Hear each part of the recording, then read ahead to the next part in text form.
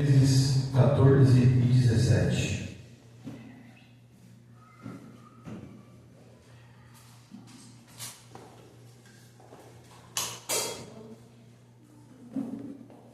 Glória a Deus.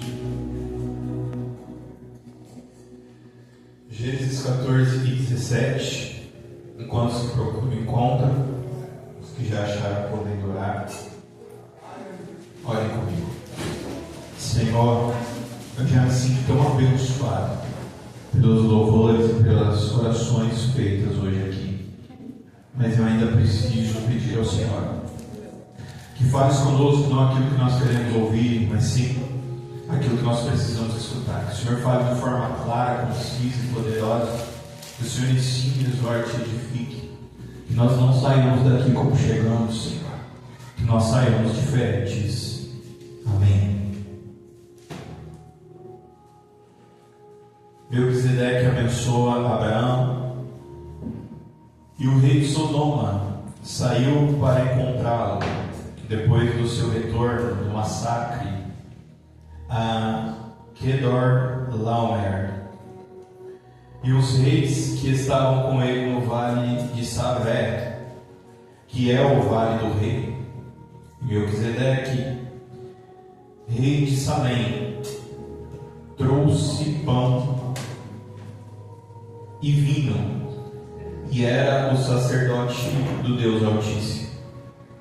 E ele o abençoou e disse: Bendito seja Abraão, do Deus Altíssimo, possuidor do céu e da terra, e bendito seja o Deus Altíssimo, que entregou teus inimigos em tuas mãos, e lhe deu dízimos de tudo.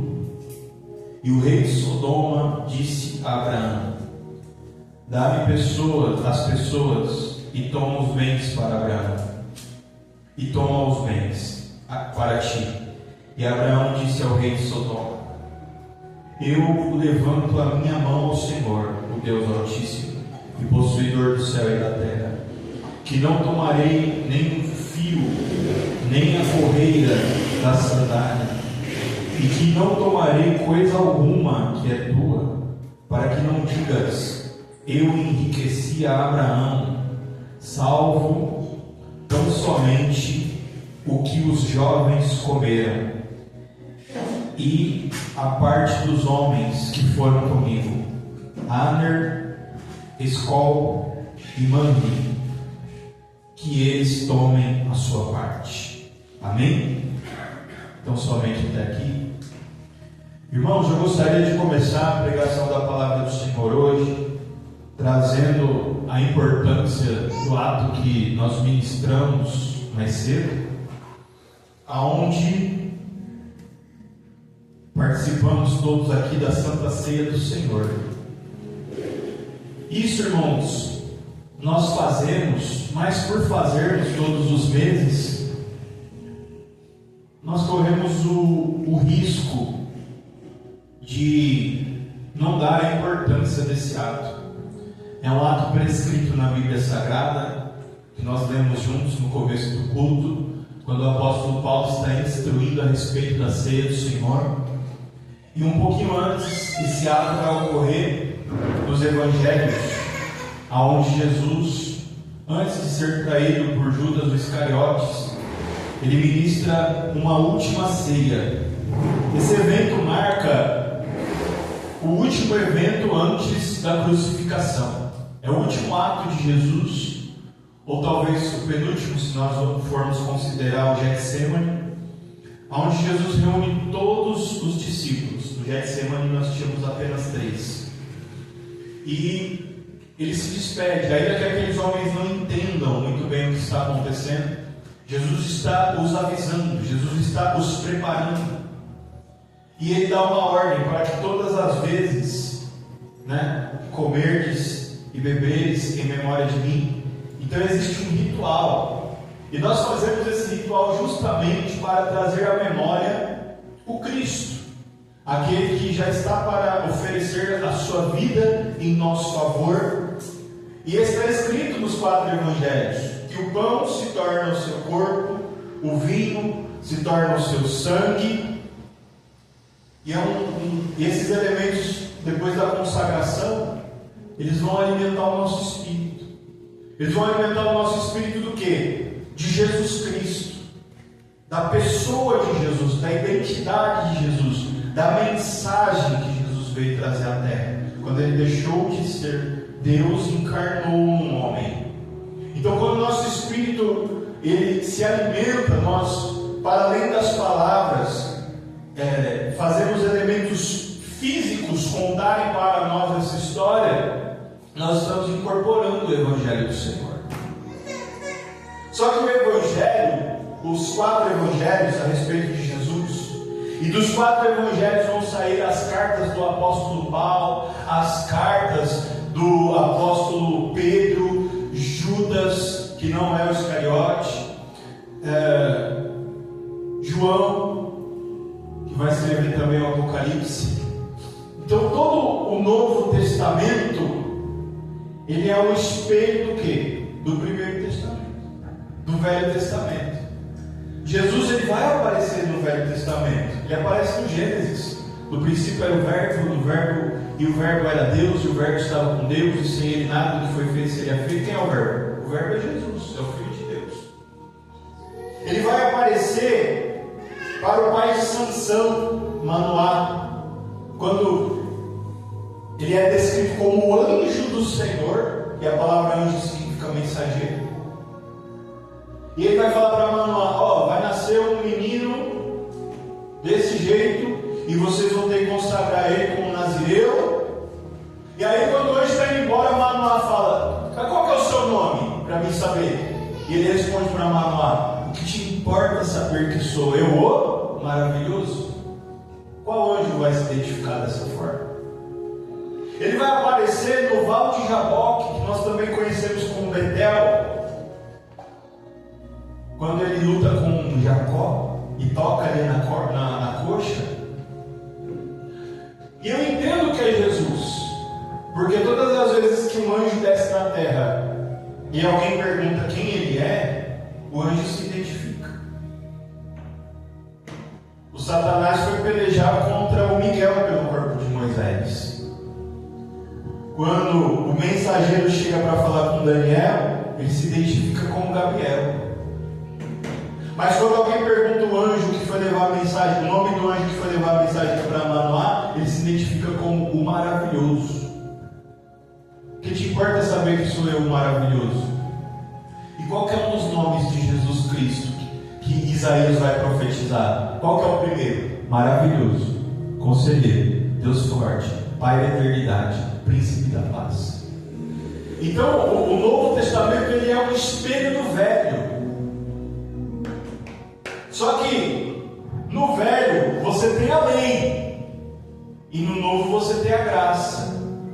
Um não anula o outro. A graça serve para que a lei seja cumprida, porque a lei pela letra não dá para pôr em prática, é muito pesada. A gente fala em 10 mandamentos, mas na tábua que Moisés trouxe, que estava dentro da Arca da Aliança, não tem 10 mandamentos, tem 613. Tem mandamento lá que diz até para que lado que tem que ficar virada a janela da tua casa. A lei é muito pesada. E aí Jesus vem para que a lei se torne possível de ser cumprida. Glória a Deus. Só que para cumprir o Novo Testamento, nós precisamos de um poder sobre-humano. E nós participamos juntos desse poder alguns minutos atrás. É o poder da comunhão. É o poder de você olhar para alguém que você nunca viu na sua vida, ou que pelo menos não é seu parente, que não é nada seu, e você chamar essa pessoa de irmão, de irmã. É você amar alguém que não provocou amor em você. É alguém que não fez nada, mas você ama por causa de Jesus Cristo. E nesse momento, esse grupo se torna um, debaixo de uma bandeira, a bandeira do nome de Jesus. Esse é o poder da graça, o poder do Novo Testamento, que está olhando para o Velho. E já que estamos falando falando da Santa Ceia do Senhor, em que momento? Já que o Novo Testamento ele é o espelho do Velho, e com o poder ele se torna possível de ser cumprido, então lá no Velho Testamento nós vamos entender o porquê que nós estamos fazendo as coisas do Novo. O Velho Testamento ele é um documento que ele vem do céu através da revelação, e ele está transcrito para a gente entender o porquê a gente está fazendo o que a gente está fazendo. Porque, meu irmão, se eu fizer algo que eu não sei o porquê que eu estou fazendo, eu não estou honrando ao Senhor. Porque se Ele me deu uma consciência, Ele quer ser honrado pela consciência que Ele me deu. Deus, Ele não vai me cobrar aquilo que Ele não deu. Quem aqui ouviu o que eu preguei agora? Ah, irmão, está difícil servir ao Senhor. Peraí, meu irmão. Deus, Ele não está te pedindo nada que Ele de graça não tenha te dado primeiro. Na verdade, Ele não está pedindo para você devolver aquilo que Ele te deu. Ele está pedindo para que você ofereça a Ele os frutos daquilo que Ele te deu. Porque se Deus te deu a terra, Ele te deu saúde, nada mais justo do que você retornar para Ele uma parte do resultado que você alcançou com aquilo que Ele te deu. Sim ou não? Então nós precisamos refletir se as dificuldades que nós estamos enfrentando é porque Deus é difícil de ser servido, ou porque nós não estamos logrando sucesso, nós não estamos utilizando da forma mais correta ou melhor possível aquilo que de graça Ele nos deu. Porque Ele não nos deu as coisas que Ele nos deu para que nós passemos dificuldade. Muito pelo contrário, Ele nos deu para que de forma natural nós damos frutos. É por isso que Jesus amaldiçoou uma árvore e ela morreu. Para nos mostrar, os discípulos não entenderam nada, por mais que Jesus explicou. Mas por que Ele vai amaldiçoar uma árvore que não está dando fruto, sendo que não está na época dela dar fruto? Mas se eu entender o que Ele quer dizer, se eu ficar olhando só o que Ele fez, não faz sentido. Mas se eu tentar entender por que Ele fez, o que é natural de uma árvore? Dá fruto. Então cada coisa que Deus pôs na terra, ela tem a sua naturalidade. E se Ele te fez para dar fruto e você não der, meu irmão, não é porque você acha que não pode ou não consegue, que isso é verdade. Tudo que Deus pôs na tua vida, Ele pôs por um motivo. E muito embora nós muitas vezes nos achamos insignificantes, o nosso sucesso faz com que o reino dos céus avance. Os nossos frutos fazem com que o reino de Deus na terra cresça. O nosso sucesso faz que os propósitos pelos quais o Senhor nos criou, eles façam sucesso, eles aconteçam. Então Deus se manifesta através dos nossos frutos, mas Ele se manifesta através dos frutos que Ele nos deu total condição, de forma natural, que nós produzamos esses frutos, sem esforço e sem sofrimento, mas em abundância, em alegria, em propósito, em tudo que é bom, perfeito e agradável. Porque quando uma árvore dá fruto, ela não está fazendo nada além daquilo para que ela foi criada pelo próprio Deus. E o Senhor manda a gente olhar para a árvore, para nós entendermos se nós estamos fazendo aquilo que fomos criados para fazer ou não. Então, quando nós olhamos para o Novo Testamento, ele nos mostra o reflexo do velho, porque o novo é o espelho do velho. Aí a gente vai olhar para o velho. Por que a gente vai olhar para o velho? Porque o velho remete a 4.000 anos atrás. Tinha alguém aqui vivo há 4.000 anos atrás? Mas pela palavra eu posso saber o que aconteceu lá. Então eu estou conectado com as primeiras obras que o Senhor fez na terra, através da palavra do Senhor. E a palavra do Senhor vai dizer que mais ou menos há 4.000 anos atrás andou um homem na terra, que o nome dele era Abrão, e Deus mudou o nome dele para Abraão. Não vou contar aqui de novo, porque todo mundo já conhece a história. Esse homem deixa a casa do seu pai, irmão, estava tudo bem na vida dele, estava tudo certo. O pai dele, o pai de Abraão, era um homem de muitas posses, era um homem rico.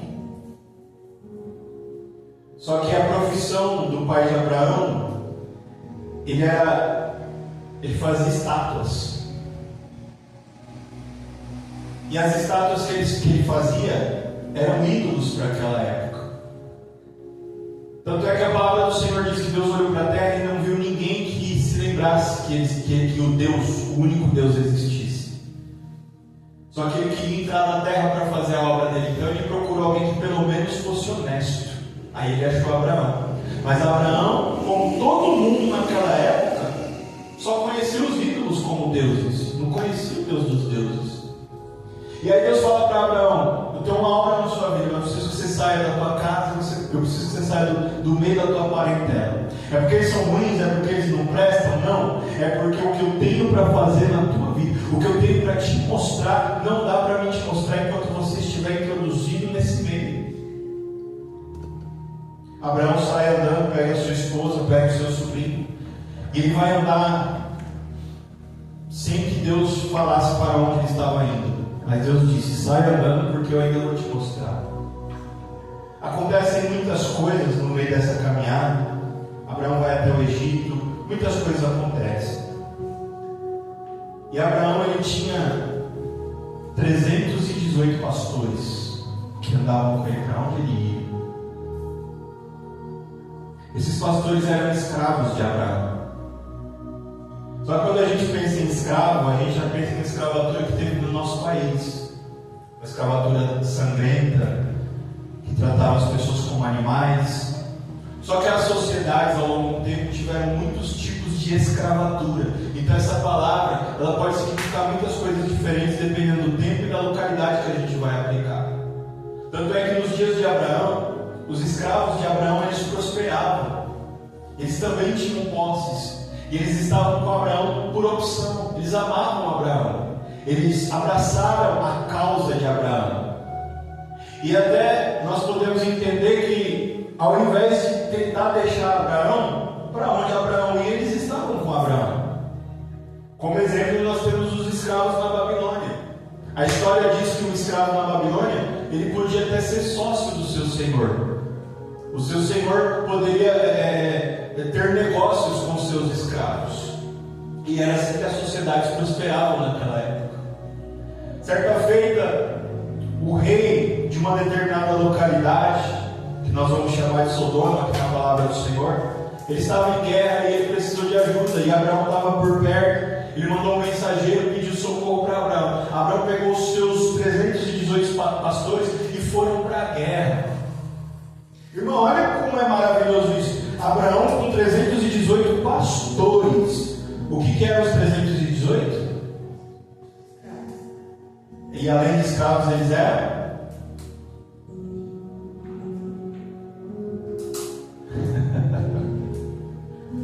Tem alguém aqui?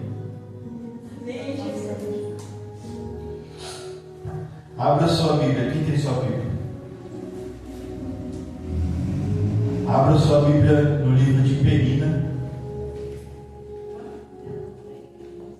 Ainda bem. Se alguém pegasse a Bíblia e começasse a folhear, eu ia embora. Não tem motivo nenhum para mim estar aqui se isso acontecesse. Vamos lá de novo. Bendito escravos. Mas além de escravos, eles tinham uma profissão. Eles eram pastores. O rei de Sodoma estava em guerra, perdendo. Ele conhecia Abraão, mandou chamar Abraão para a guerra. Irmão, o que um pastor vai fazer na guerra? Se ele é pastor? Mas a palavra do Senhor diz que quando Abraão chegou com seus 318 pastores, aqueles homens, meus irmãos, marcharam contra um exército. E por causa dos homens de Abraão, houve vitória naquele dia. Mas eles não eram pastores, meu irmão? Mas quem anda em obediência, glória a Deus. Grave uma coisa na tua cabeça nessa noite. Se você não prestar atenção em mais nada que eu pregar, preste atenção nisso. Obediência traz poder. Repita isso comigo. Obediência traz, invoca poder. Glória a Deus. O caminho pelo qual o poder de Deus vai entrar na tua vida é o caminho da obediência. Obediência a quê? A tudo aquilo que Deus quer que você obedeça. Obediência a quê? A palavra de Deus. Só que aí a gente vai ver gente falando assim: eu obedeço a Deus e mais ninguém. Eu não me submeto à autoridade do homem, eu só me submeto à autoridade de Deus. Eu só obedeço a Deus. Então está tudo errado, porque na palavra dele ele fala que a gente tem que honrar o pai e a mãe, que todo líder e governador foi estabelecido por Deus, e por aí vai. Então qual que é a obediência que traz poder? Obediência a pai e mãe, obediência a líderes, a governantes, obediência às leis. É a obediência que está na palavra, a palavra de Deus. Como que eu vou falar que eu obedeço a Deus se eu não obedeço às leis, se eu não honro o pai e a mãe, se eu não dou exemplo no trabalho? Essa é a obediência que traz poder. Abraão era alguém que ele honrou seu pai, até o momento que Deus falou: olha, eu vou ter que te tirar de perto do seu pai. Ele não desonrou o pai, ele saiu de perto do pai para poder obedecer a Deus. E aí quando ele pega os seus pastores e vai para a guerra, Deus dá vitória para ele, num cenário que era para ele ter sido derrotado.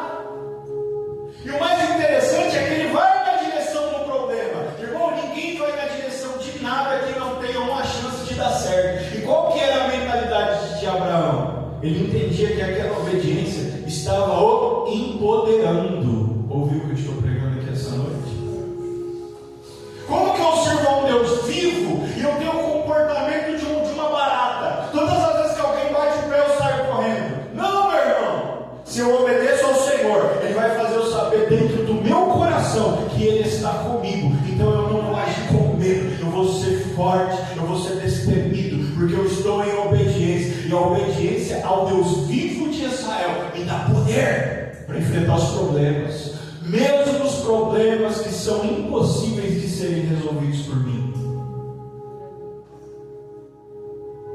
Tudo anda junto. Eu preciso ter fé para que Deus trabalhe na minha vida, mas eu também preciso o tempo todo conferir se eu estou em obediência à palavra de Deus. Mas irmãos, como que eu vou obedecer uma coisa que eu não conheço? Então eu te convido nessa noite a conhecer a palavra de Deus, a introduzir na tua vida a leitura da palavra de Deus. É muito bom estar aqui nessa noite, é muito bom pregar a palavra do Senhor. Eu acredito que para vocês está sendo bom ouvir a palavra de Deus. Existe um versículo que diz: a fé vem pelo ouvir, e ouvir a palavra de Deus. Por isso que a pregação é tão importante na igreja. Mas fora daqui, você também precisa ser uma amante da palavra, você precisa se interessar pela palavra. E não é só ficar lendo e folheando a Bíblia, mas é tentar entender por que está escrito, por que aconteceu de tal jeito, por que não aconteceu de outro. E aí esse conhecimento vai te enchendo. Oh, glória, aleluia, Jesus. Como as águas cobrem o mar. Tem um louvor que fala sobre isso. Ele vai te enchendo, ele vai te empoderando. E aos poucos, gota por gota, passo por passo, você vai sendo um emissor, um emissário de Deus na terra, um embaixador do reino dos céus. Alguém pelo qual Deus usa como sinal, Deus usa como lâmpada, Deus usa como candeia para iluminar a escuridão dessa terra. Glória a Deus. Abraão vence aquela guerra com seus pastores. E aí o rei, de Sodoma fica impressionado. Só que mais alguém que é da região, um outro rei, ele não participa da guerra, mas ele fica sabendo o que aconteceu. Porque o poder de Deus reúne as pessoas. Veja que Deus vai trabalhar muito por causa das relações que nós estabelecemos. Por isso que nós precisamos tomar muito cuidado com quem a gente coloca dentro da nossa casa, com as pessoas para quem nós contamos partes importantes da nossa vida. As pessoas que têm acesso aos nossos segredos, às nossas palavras, às nossas coisas. Porque muito do que Deus vai fazer na minha e na sua vida está ligado às relações que nós estabelecemos ou deixamos de estabelecer. Igreja, nós precisamos ser capazes, assim como uma empresa, estou dando aqui um exemplo, de admitir e de demitir pessoas da nossa vida.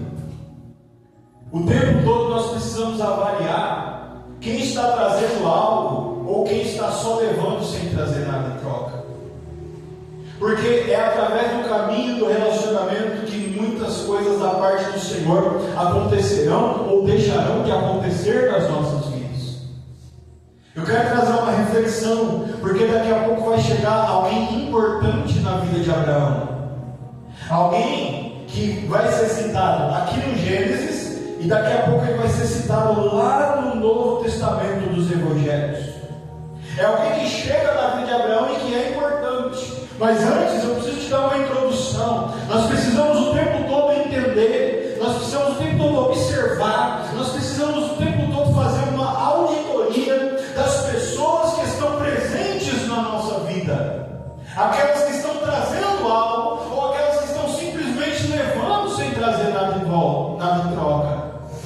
E quem somos nós na vida das pessoas das quais nós participamos da vida delas? Será que nós estamos levando algo, estamos acrescentando algo enquanto tiramos? Ou nós também só estamos levando, só estamos consumindo? Daqui a pouco você vai entender porque eu estou fazendo essa reflexão contigo essa noite. Porque, irmãos, Abraão, ele era um homem de relacionamento. Ele ganhou e perdeu através do seu ministério, pelos relacionamentos que ele construiu. Que o Senhor, o próprio Deus, o levou às oportunidades, aonde ele errou, e nem os seus erros o apartaram da obra de Deus na sua vida. Veja que muitas vezes nós nos pegamos em momentos difíceis da nossa vida, porque nós tentamos controlar coisas incontroláveis. Meu irmão, se você sair lá fora e tentar pegar o vento pela coleira e mudar a direção dele, alguém consegue? A gente só sabe como está ventando ou não, a gente não sabe de onde vai vir. A gente sabe que ele está numa direção, daqui a pouco ele vai mudar e a gente não sabe por quê. O engraçado é que chove na mesma época, venta na mesma época, deixa de ventar na mesma época, mas ninguém explica nem o como, nem o porquê, nem para onde, nem da onde. A gente só sabe o que acontece. Tem coisa que na vida, por mais que você tente, você não vai conseguir controlar. Quem é que ouve o que eu estou pregando? Abraão, ele vai acertar e ele vai errar. Mas quando ele erra, é tentando controlar aquilo que não está no controle dele. A gente vai ver na história de Abraão que um dos erros que ele cometeu foi mentir para o faraó que a esposa dele era irmã, porque o faraó se interessou na esposa dele. Aí todo mundo fica apedrejando Abraão. Irmão, mas você já parou para pensar quanta besteira a gente fez na nossa vida por causa de medo? Alguém que ouve o que eu prego? Se tem algo que você não vai controlar na tua vida, é emoção. Repita isso comigo, emoção. Nós não somos capazes de controlar as nossas emoções. Nós controlamos no máximo o nosso comportamento, mas aquilo que a gente sente, a gente não controla. E tem gente tentando controlar o sentimento. Irmão, você vai morrer maluco e vai ficar perdendo o controle o tempo todo, porque você está tentando domar uma coisa que é selvagem e que é mais forte do que você. Irmão, então o que eu faço? Toda vez que eu sentir vontade de grudar no cabelo de alguém, eu tenho que grudar? Toda vez que eu sentir vontade de xingar alguém, eu tenho que xingar? Não! Você vai controlar o seu comportamento. Mas ao invés de tentar suprimir a sua emoção, deixar de sentir isso, deixar de sentir aquilo, você tem que olhar para a sua emoção e descobrir o que ela está tentando te dizer. Quantos aqui ouviram? As nossas emoções são aquilo que está dentro de nós E o nosso coração, ele não vai fazer assim, ó, Leandro, está na hora de melhorar os seus relacionamentos, porque estão te fazendo mal. Está na hora de você comer melhor, porque isso está te fazendo mal. Não, o coração não vai fazer isso. Ele vai mandar uma emoção, uma mensagem. E tem emoções que são boas de sentir, tem emoções que são ruins de sentir. Só que a gente só quer ficar com as boas. Só que se você observar as ruins, elas estão trazendo uma mensagem. Por que eu estou tão triste? Da onde vem essa tristeza? Quando eu comecei a sentir essa tristeza? Quando que ela fica mais forte? Quando que ela fica mais fraca? É toda vez que alguém faz isso. É toda vez que eu faço aquilo. E quando isso começou? Começou lá atrás. Agora eu entendi de onde está vindo. E o que eu posso fazer a respeito? Não sei. Eu vou orar. Porque quando acaba o meu recurso, eu chamo aquele que tem recurso infinito. E aí ele vai mandar alguém para me ajudar. Ou ele vai mandar um anjo com uma mensagem. Ou ele vai dar um sonho. A minha oração e o meu clamor não vão ficar sem resposta. Mas antes eu tenho que entender de onde estão vindo as coisas que vêm de dentro. Quantos aqui estão ouvindo que eu estou pregando? Aí alguém aqui vai falar assim: não, meu irmão, mas eu fico com raiva por causa de fulano. Toda vez que fulano faz tal coisa, eu perco o controle, eu perco a calma. Ei! Não cometa esse erro. Ninguém é capaz de colocar nenhum sentimento, nenhuma emoção, nem boa nem ruim dentro de você. No máximo as pessoas são capazes de extrair aquilo que você já tem dentro. Quantos aqui ouviram? Tem gente que aperta gatilhos dentro da sua mente. Mas, meu irmão, por pior que a pessoa se comporte, por pior que ela seja, ela não está colocando nada aí dentro. Ela só está tirando, só está extraindo.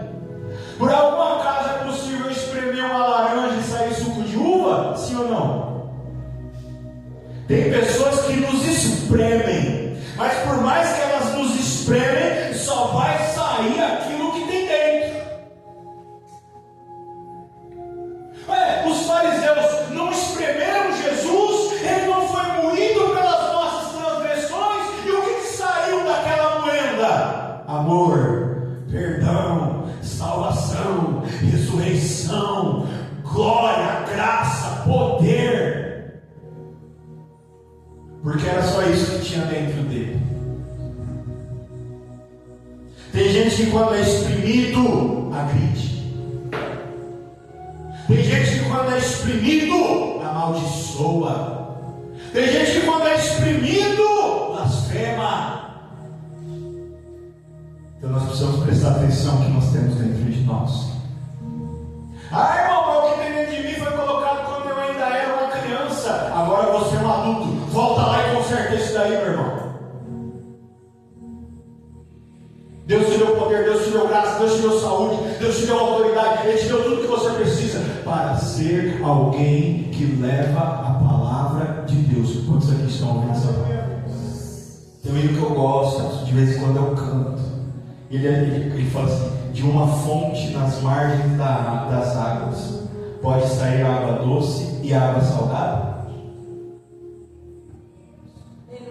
Não sai, meu irmão. Ou é doce ou é salgada. Tem um rio lá no Goiás. Quem é que já ouviu falar do Rio Quente? É um rio que sai água quente. E desde que ele está lá, ele só sai água quente. Não sai água fria, só sai água quente mesmo. Porque a fonte só põe para fora o que tem dentro dela. Quem é que está ouvindo o que eu preguei agora?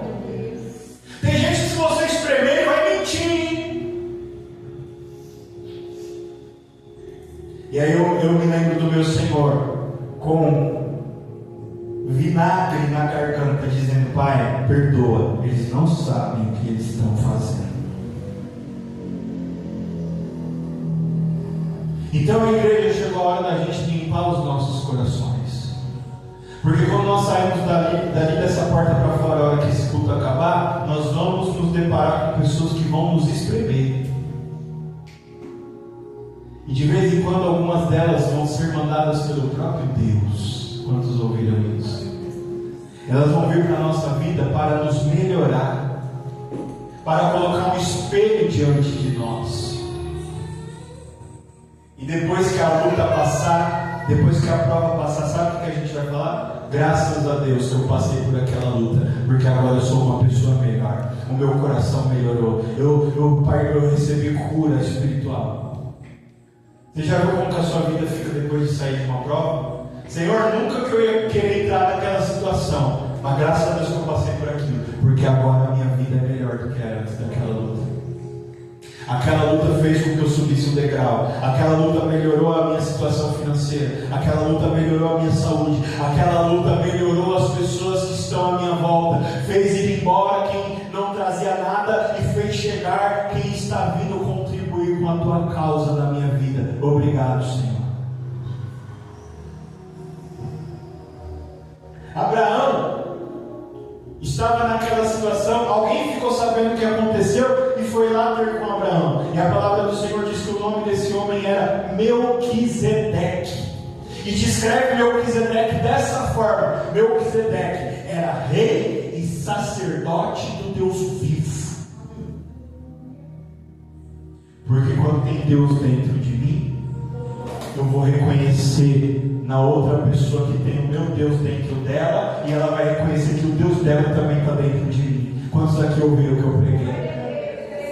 Você já reparou que tem momentos da sua vida que só chega gente ruim, só chega gente podre, só chega gente para enganar, para mentir, para tentar roubar?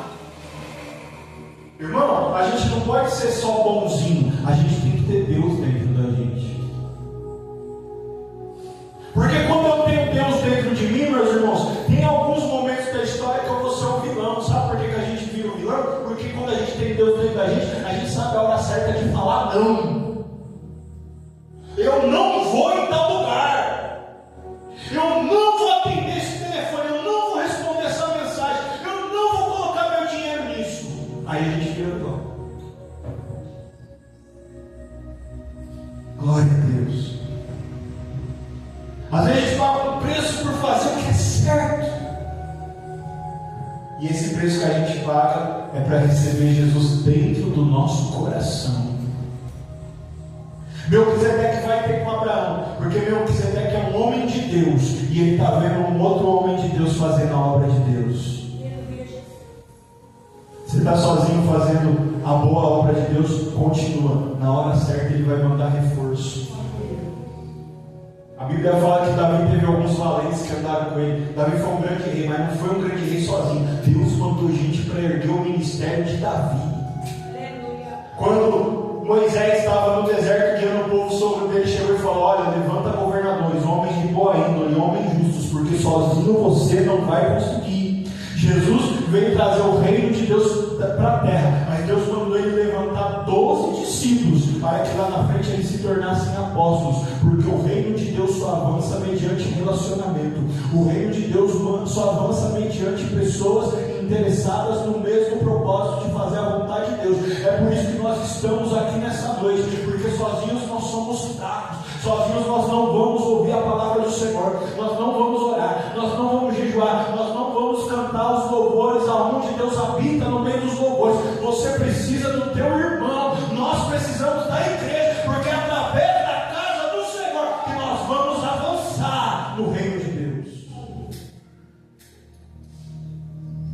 É através da casa do Senhor que o reino de Deus vai prosperar através das nossas vidas.